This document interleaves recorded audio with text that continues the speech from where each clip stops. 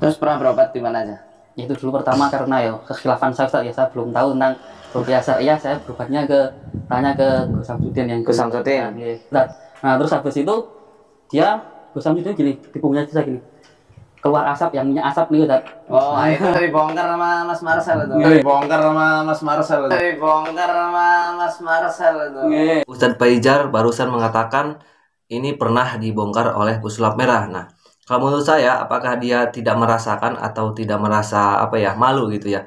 Karena dia pun juga sama. Ketika itu pernah meruqyah salah satu pasien yang mana pasiennya itu mengeluarkan paku atau memuntahkan paku dalam tubuhnya. Hal ini kan sama. Apa bedanya dengan pengobatan Gus Samsudin yang ketika itu Gus Samsudin bisa mengeluarkan asap, bisa memuntahkan paku dari salah satu pasiennya. Ustadz Paijar pun sama ya teman-teman, tetapi kenapa dia selalu seolah-olah menyudutkan Gus Samsudin dan mengait-ngaitkan hal ini sudah dibongkar oleh pesulap merah. Nah, di sini pasti teman-teman menanyakan ya, kenapa Ustadz Paijar ini tidak pernah dibongkar oleh pesulap merah.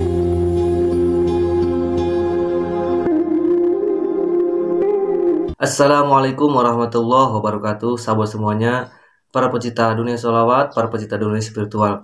Ini ada kabar terbaru ya, saya akan mengabarkan tentang Ustadz Paijar dan mantan pasiennya Gus Samsudin. Nah, yang mana di sini mantan pasiennya Gus Samsudin berobat atau diruqyah oleh Ustadz Paijar, yang mana dia mengatakan atau menceritakan semuanya tentang pengalamannya ketika berobat kepada Gus Samsudin. Nah, namun di sini ada yang kurang saya setuju kepada Ustadz Paijar ini. Kenapa?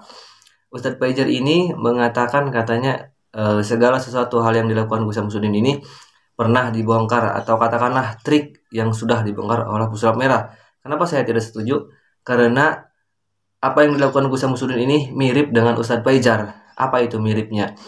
Gus Samsudin melakukan pengobatan pernah mengeluarkan sesuatu seperti mengeluarkan paku, kawat, asap atau yang lainnya di dalam tubuh pasien.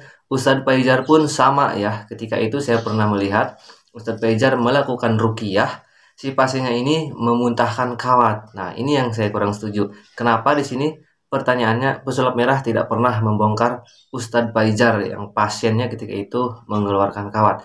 Mungkin jarang sekali Ustadz Paijar ketika meruqyah yang mana pasiennya mengeluarkan sesuatu hal yang gaib seperti kawat, namun pernah dilakukan. Nah, ini dibiarkan atau tidak pernah dibongkar. Nah, seharusnya Ustadz Paijar ini tidak membawa-bawa ketika Gus Samsudin atau tidak menyudutkan salah satu pihak yang mana seperti menyudutkan Gus Samsudin ya, katanya pernah dibongkar oleh pesulap merah.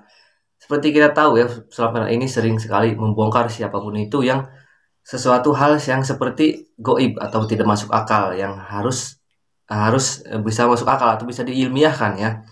Di sini saya tidak membahas masalah membongkar sesuatu hal yang goib, tetapi saya hanya ingin membandingkan antara pengobatan Gus Samsudin dengan ruqyah Ustadz Paijar, yang mana ada satu kesamaan ketika pengobatan Gus Samsudin dan ruqyahnya Ustadz Paijar ada salah satu kesamaan. Nah, di sini kenapa dibiarkan dan tidak pernah direaksi oleh pesulap merah ya? Terserah itu si pasien mau bilang apa, namun saya katakan kesembuhan itu hanya milik Allah Subhanahu wa taala ya. Kalaupun kita berobat kepada siapapun itu dan dengan media apapun si pengobat melakukan pengobatan terhadap pasien, tetap ya melalui perantara apapun, tetap kesembuhan hanya milik Allah Subhanahu wa taala. Nah, di sini saya sedikit heran kepada Ustadz Paijar ini. Seharusnya Ustadz Paijar tidak mengatakan hal ini sudah dibongkar oleh pesulap merah. Tidak perlu, karena mungkin dia lupa atau apalah istilahnya, katanya mengeluarkan asap sudah pernah dibongkar oleh pesulap merah, sedangkan dia pun sendiri pernah mengeluarkan mengobati meruqyah si pasiennya mengeluarkan kawat. Nah, seharusnya tidak perlu dikatakan lah, karena ini sedikit menyudutkan ya.